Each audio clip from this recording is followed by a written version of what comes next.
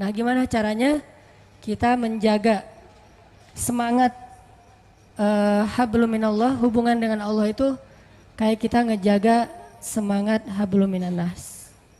Kayak kita ngetelepon seseorang, kenapa selalu dialihkan ke nomor yang lain?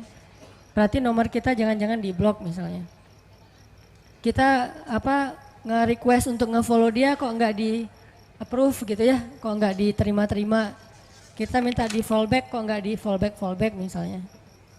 Kita sering mempertanyakan hubungan kita dengan manusia, tapi sering nggak kita mempertanyakan hubungan kita dengan Allah? Setiap hari kita mempertanyakan hubungan kita dengan seseorang, apalagi seseorang yang ada rasanya di hati kita. Itu setiap hari kita pertanyain. Lasin udah lewat sekali, tapi yang saya belum dibaca. Lewat yang kedua kali, yang ketiga kali. Kenapa 3 kali lewat lasin tapi kok WA saya nggak dibaca aja dilewatin gitu? Memangnya dia yang WA banyak banget? Mempertanyakan. Kalau pas barengan dia kelihatan kayak agak sedikit kurang bersemangat gitu, kita mempertanyakan, kok kamu nggak bahagia bareng dengan aku gitu kan? Kita mempertanyakan terus hubungan kita sama seseorang. Apakah kita punya kepekaan yang sama untuk mempertanyakan hubungan kita dengan Allah Subhanahu wa taala? Dan kalau kita tidak baik hubungannya dengan Allah, nggak mungkin bisa baik dengan siapapun. Kalau nggak baik hubungannya dengan Allah, nggak mungkin kita bisa enjoy ngejalanin hidup kita. Nggak mungkin. Sama kayak kita kalau nggak baik hubungannya dengan orang yang kita sayangin, yang berpengaruh dalam hidup kita, itu pasti hari itu nggak nyaman. Pagi hari misalnya ada sedikit keributan kecil sama pasangan, itu sepanjang hari bete aja tuh. Tapi kalau pagi hari itu dibuka dengan mungkin kata-kata yang mesra, kata-kata yang baik sebelum pergi kerja, misalnya ada kecupan yang halal misalnya kan ya, itu pasti sepanjang hari bahagia. Kalau nggak percaya coba deh. Akad dulu maksudnya, akad udah gitu coba. Kamu ngapain akad? Cuma pengen ngerasain yang Ustadz Hanan ngomongin gitu. Cuma iseng doang gitu. Ini bahaya. Nah, itu pasti berpengaruh buat hari-hari kita, apalagi hubungan dengan Allah Subhanahu wa taala. Jadi kalau kita ngerasa kenapa ya saya sepanjang hari bete aja, kenapa ya setiap urusan saya bermasalah, kenapa ya saya kok nggak tenang, kenapa? Halu'a idza massahu syarru jazua wa idza massahul khairu manu'a.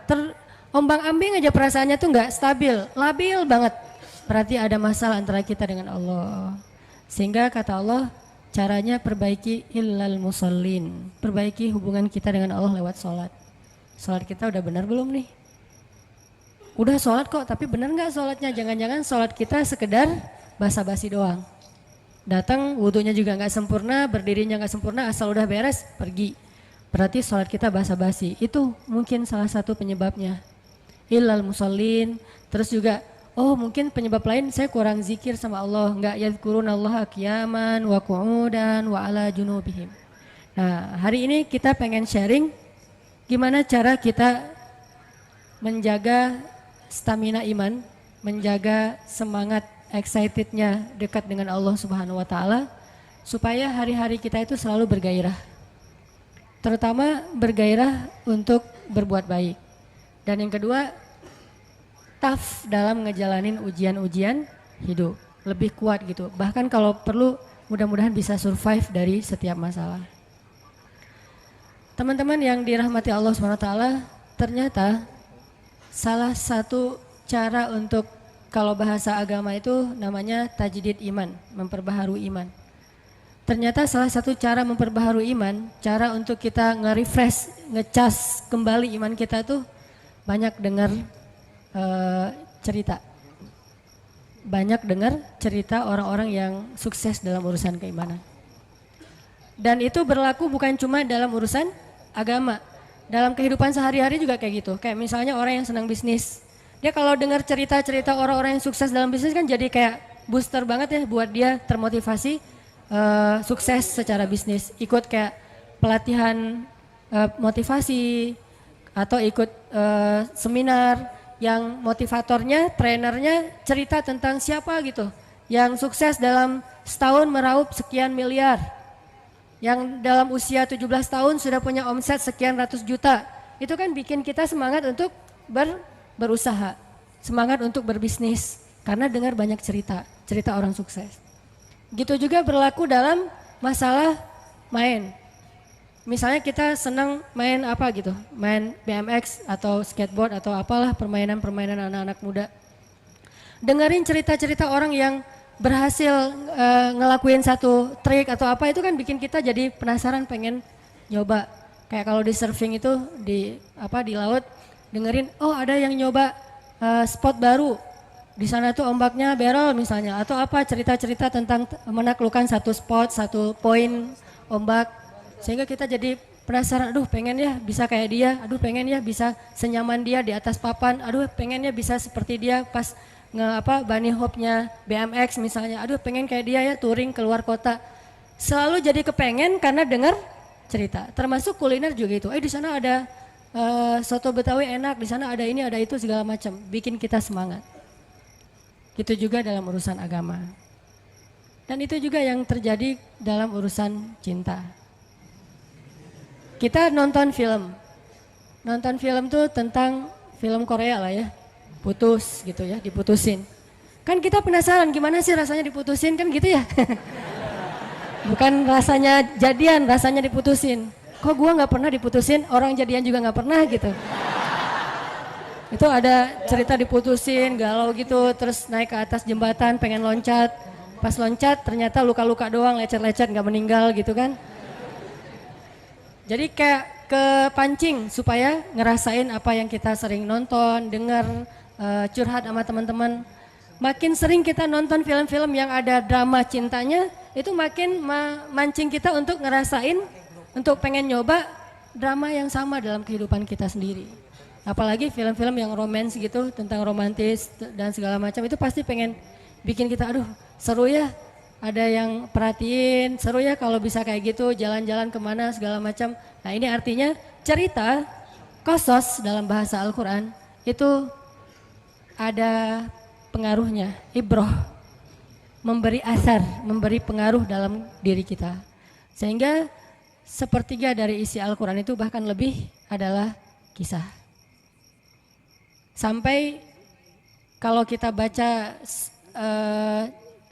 story behind the surat Yusuf, kan surat Yusuf itu isinya cerita Nabi Yusuf. Itu story di balik turunnya surat Yusuf, itu para sahabat lagi bosan baca ayat-ayat yang sifatnya perintah larangan. Emang sahabat bosan baca Quran? Ya, dan itu manusiawi. Kita kadang-kadang baca Al-Quran bosan, kenapa? Karena nggak ngerti. Ada juga tuh yang baru hijrah, tatonya banyak banget. Tapi giliran sholat, yang paling duluan nangis. Soalnya imamnya kelamaan. Subhanallah nih, tatonya banyak, sholat tahajud nangis duluan. Saya juga yang jadi imam merasa kayak cemburu gitu, iri. Kok dia duluan nangis ya, saya nggak bisa nangis. Pas sudah selesai, kenapa duluan nangis? Ustadz bacanya panjang banget. Oh iya, masalahnya di situ. Nah, di Al-Quran tuh ada ayat yang sifatnya perintah, ya ayyuhalladzina amanu kutiba alaikumusiyam aqimis shalah dan seterusnya. Ada larangan, la takulur riba dan seterusnya. Para sahabat kayak ngerasa monoton gitu, nggak ada variasinya. Akhirnya para sahabat datang ke Nabi, ya Rasul, ada ayat yang model-model lain nggak gitu? Ayat model gimana? Ya jangan gini-gini aja, pengen yang sesuatu yang baru gitu ya Rasul. Bukannya nggak enak kan bilang bosan sama Al-Quran kan nggak enak tuh. Cuman ya emang bosan sih gitu. Sifat manusia, bukan Al-Qurannya membosankan ya. Manusianya yang gampang bosan karena imannya lemah. Karena lagi naik turun iman teh. Akhirnya turunlah surat Yusuf. Yang Allah menyampaikan kisah terbaik di dalam Al-Quran supaya para sahabat lebih bahagia lagi, lebih semangat lagi membaca Al-Quran. Dan mendengar kisah itu universal banget tuh nilainya. Kita nggak akan terjebak dengan perdebatan fikih, kita nggak akan terjebak dengan mazhab-mazhab, walaupun itu juga kebaikan, cuman kadang-kadang ada orang yang menyikapinya nggak bijak. Kalau kisah, insya Allah universal, semua orang bisa mengambil pelajaran tanpa harus melihat dari mazhab apa, lintas pemahaman, tafsir segala macam, enggak. Karena kisah itu sifatnya sesuatu yang bisa diambil pelajarannya oleh siapapun. Makanya hari ini kita pengen dengerin beberapa kisah yang mudah-mudahan bisa mentajdid, mengecas kembali iman kita dan pulang dari sini lebih semangat lagi dalam beramal soleh. Kalau beramal soleh ke Allah itu ibadah, zikir. Kalau beramal soleh ke manusia itu berakhlak mulia, terutama kepada orang tua. Jangan sampai kita dikenal orang yang baru hijrah, tapi malah disayangkan karena akhlaknya nggak bertambah baik. Harusnya makin hijrah, orang-orang di sekeliling kita tuh kayak makin ngerasa dapat banyak manfaat dari kita, dapat kebaikan dari kita. Ini berarti kita hijrahnya insya Allah sudah on the track. Semakin banyak ngaji, semakin baik akhlak. Jangan semakin banyak ngaji susah senyum. Makin rajin ngaji, makin rajin senyum. Tapi jangan salah senyumnya ya, bahaya. Bahaya. Senyumnya senyum yang ke teman aja, jangan diposting. Pertama saya pengen ngisahin tentang Umar bin Khattab. Umar bin Khattab itu salah satu hobi beliau dengar kisah. Itu yang bikin iman Umar bin Khattab itu luar biasa. Hobinya itu dengar kisah. Kalau ada orang yang menurut Umar kayaknya ini lebih senior, lebih soleh, lebih berpengalaman, Umar langsung duduk. Pak, tolong beri saya nasihat, beri saya kisah. Suka dengar kayak gitu. Suatu hari Umar nemu seorang ayah yang sama anaknya itu apet banget, sama anaknya itu kayak dekat banget, sayang banget ke anak laki-lakinya. Dan nggak sewajarnya kayak gitu, saking sayangnya ke anak laki-laki. Akhirnya Umar nanya, Bapak ada cerita apa dengan anaknya ini? Si bapak ini cerita, ya Amirul Mukminin, saya tuh pernah dulu ketika istri saya sedang hamil, saya dapat panggilan berjihad. Kan di zaman sahabat dulu ada wamil ya, wajib militer. Jadi semua laki-laki harus ikut membela negara. Saya dapat panggilan berjihad. Sedangkan istri saya sedang hamil tua, saya galau. Antara berangkat atau absen nungguin istri ngelahirin. Saya tanya ke istri saya, kata istri saya, Mas kan udah sering ikut jihad. Sekali-kali ini coba minta izin kepada komandan, kepada panglima supaya menunggui istrinya yang mau ngelahirin. Istrinya nggak rela suaminya berangkat. Tapi suaminya berat hati pengen membela agama Allah, membela negara. Setelah istikharah, tanya sana sini, akhirnya suaminya memutuskan saya harus berangkat. Urusan kamu saya serahkan kepada Allah Subhanahu wa taala. Akhirnya dia pun berangkat, sebelum berangkat dia doa. Dia pegang perut istrinya, dia usap-usap sambil dia katakan, ya Allah, saya titipkan bayi saya ini kepada engkau, engkaulah sebaik-baik yang menjaga. Berangkat nih. Berangkat beberapa hari kemudian dengar kabar istrinya meninggal dunia. Dia langsung minta izin, diizinkan pulang lagi ke Madinah. Sampai di Madinah dia lihat rumahnya kosong, dia cari kuburan istrinya. Pas dia pergi ke kuburan istrinya, dia melihat kuburan itu ngeluarin asap. Kayak ada yang dibakar di dalam kuburan teh, ngeluarin asap. Terus Umar nanya ke tetangga, apakah istri saya berzina ketika saya tinggalkan? Kata tetangga, enggak, dia perempuan yang menjaga diri. Apakah istri saya berhutang yang belum dibayar? Kata tetangga, tidak, kalaupun ada sudah kami ikhlaskan. Apakah istri saya melakukan dosa ketika saya tinggalkan, mungkin menggibah atau dukun segala macam? Kata tetangga, tidak, dia perempuan yang solihah. Terus apa masalahnya, kenapa dia kayak dibakar di dalam kuburnya, keluarin asap dari kubur itu? Penasaran, akhirnya kuburannya digali sama masyarakat. Pas digali ditemukan istrinya sedang duduk di dalam kuburan sambil memangku bayinya, menggendong bayinya, bayinya masih hidup, istrinya sudah wafat. Padahal tadi peninggalnya belum ngelahirin, jadi ngelahirinnya di dalam kuburan. Dia duduk gini, dan kalau zaman sekarang pasti udah pada lari ya, atau masuk ke majalah tertentu gitu dengan judul azab kubur gitu kan. Nah, orang-orang pada heran ngelihat bayinya masih hidup, menangis, dan istrinya duduk dalam keadaan tidak bernyawa. Diambil bayi itu, istrinya dikuburkan kembali. Ternyata istrinya bukan diazab, itu tanda-tanda dari Allah supaya digali kuburannya dan melihat kebesaran Allah. Waktu itu laki-laki ini menangis dan beristighfar minta ampun kepada Allah. Orang-orang heran nanya, kenapa, apa dosa kamu kok minta ampun? Dia bilang, saya berburuk sangka kepada Allah. Gimana berburuk sangkanya? Sebelum saya berangkat berjihad, Saya mengusap perut istri saya katakan, ya Allah, saya titipkan bayi saya kepadamu, engkau sebaik-baik penjaga. Saya enggak mengatakan bayi saya dan istri saya. Karena saya pikir istri saya sudah dewasa, bisa menjaga dirinya. Sedangkan bayi masih lemah dan dia butuh penjagaan Allah. Saya berburuk sangka kepada Allah. Saya pikir manusia bisa menjaga diri, sementara bayi tidak. Orang dewasa bisa. Sehingga Allah hanya menyelamatkan apa yang saya titipkan dan membiarkan apa yang saya tidak titipkan. Aku tergantung prasangka hambaku kepadaku. Ana indani abdi bi. Kalau kita tawakal ke Allahnya 100%, Allah nolongnya 100%. Dan ukuran persentase itu yang tahu cuma kita, karena di hati kita itu yang muncul. Ada satu titik keraguan berarti kurang dari 100%. Keraguan itu memperlambat datangnya pertolongan dan keajaiban dari Allah. Makanya aku tergantung prasangka hambaku kepadaku. Kenapa ada orang di zaman dulu tuh kayak dapat karomah, keajaiban-keajaiban dalam hidupnya. Kayak nggak mungkin terjadi secara logika dan ilmiah. Karena memang dia yakinnya ke Allah itu 100%. Apakah kalau kayak gitu kita nggak perlu ikhtiar? Perlu, tapi ikhtiar nggak ada hubungannya dengan keyakinan. Ikhtiar itu hubungannya dengan kewajiban. Allah yang suruh ikhtiar, tapi yakin berhasil apa enggak, itu urusan yang kedua. Urusan hati antara kita dengan Allah Subhanahu Wa Taala. Kayak kita minum obat. Tentunya kita harus beli obat yang paling bagus, dokter yang paling recommended, yang spesialis, oke, itu ikhtiar. Tapi kalau sampai hati kita terlibat dengan ikhtiar itu, meyakini bahwa kalau ini pasti sembuh, kalau ini kayaknya nggak ada harapan, soalnya dokter juga nggak ahli, berarti hati kita sudah terpaut dengan makhluk dan berarti sudah berkurang yakinnya kepada Allah. Saat itu kita tidak akan melihat keajaiban. Yang terjadi dalam hidup kita saat itu apa? Hal-hal yang ilmiah. Kenapa kita hanya ngalamin hal-hal yang ilmiah? Karena kita yakinnya kepada hal yang ilmiah. Kenapa ada orang yang ngalamin hal-hal yang sifatnya miracle? Karena dia yakinnya kepada mukjizat. Yakinnya kepada aun atau pertolongan dari Allah Subhanahu Wa Taala. Jadi bukan kita tidak berikhtiar, ini bab a'malul qulub, amal hati. Apakah hati kita yakin gak sama Allah Subhanahu Wa Taala? Dan Umar mendengar cerita itu semakin yakin sama Allah. Makanya nanti muncul kasus di zaman Umar tuh luar biasa. Ini presiden kalau imannya 100% ke Allah, ada masalah di negaranya tuh dia tinggal bilang ya Allah beres tuh masalah. Jadi di Mesir waktu itu ada musim paceklik sampai sungai Nil tuh hampir habis tuh. Sehingga air sungai Nil nggak mengalir lagi ke ladang-ladang jagung, gandumnya orang-orang Mesir.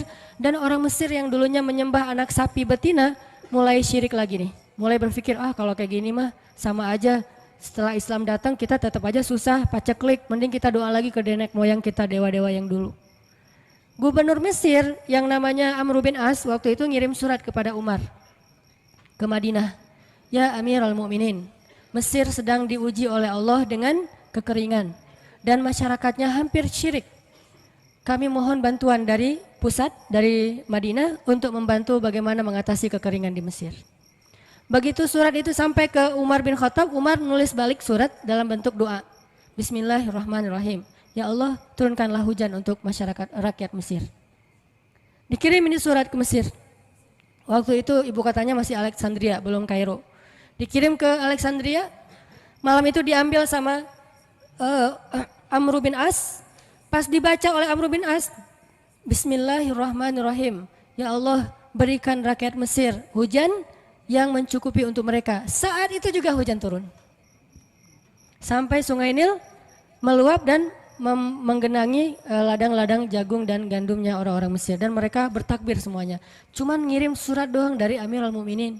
Kan enak ya? Coba kalau kita hidup di zaman Umar, ya Amirul Mukminin, saya belum dapat jodoh. Ya Allah beri dia jodoh, beres. Cepet banget loh. Ya Amirul Mukminin, dia nolak saya, ya Allah terimalah, terima. Yang kemarin nolak hari ini, kenapa ya saya jadi serak sama dia gara-gara doa Amirul Mukminin. Ini artinya teman-teman, keajaiban dari yakin kepada Allah itu luar biasa dari kisah Bapak tadi tuh. Kalau kita berbaik sangka kepada Allah. Kenapa enggak ikhtiar? Mungkin sudah ikhtiar, bikin pengairan segala macam tapi belum berhasil, yang kurang cuma satu, doa.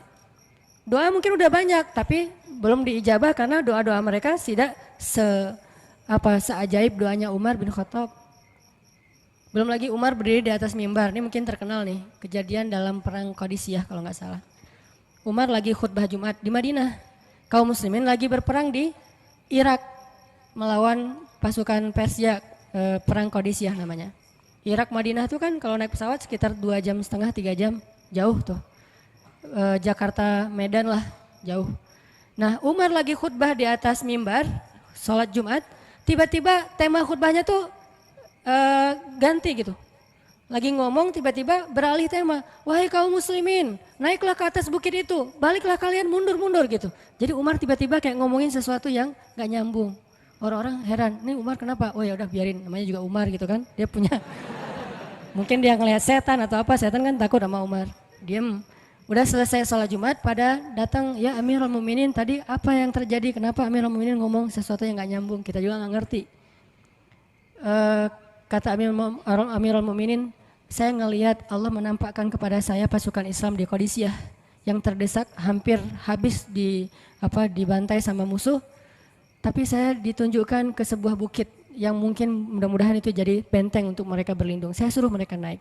Orang kan gak langsung percaya kan? Bener gitu terjadi kayak gitu. Kalau Rasul ngomong mungkin aku naik ke langit, Isra Mi'raj, oke lah itu aja masih ada yang mendustakan. Ini Umar yang ngomong bukan Nabi yang dapat wahyu. Orang gak langsung percaya, selang beberapa minggu kemudian pasukan Qadisiyah pulang. Jadi utusan mereka pulang bawa berita tentang kemenangan perang dalam perang Qadisiyah. Dia cerita, suatu hari di hari Jumat kami sedang berperang. Kami terdesak, hampir habis dibantai sama musuh. Udah gak ada jalan untuk berlindung. Tiba-tiba kami mendengar suara Umar. Amirul Mukminin berteriak, wahai kaum muslimin, naiklah ke atas bukit ini supaya kalian terlindungi. Akhirnya kami mundur naik ke atas bukit dan selamat waktu itu. Berarti benar-benar terjadi. Kok bisa? Ya qadarullah. Ini keajaiban iman mereka. Apakah kita bisa mengedapatin pengalaman-pengalaman kayak gini? Bisa kalau keimanan kita dengan level yang sama. Kalau nggak selevel yang sama pun minimal kita nusaddid. Kalau kita tidak bisa sama persis minimal kita berusaha untuk nuqarib. Berusaha untuk pengalaman kita nanti walaupun nggak sama persis mirip-mirip dengan pengalaman mereka. Lagi-lagi bukan berarti tidak berikhtiar. Ini keajaiban-keajaiban yang terjadi.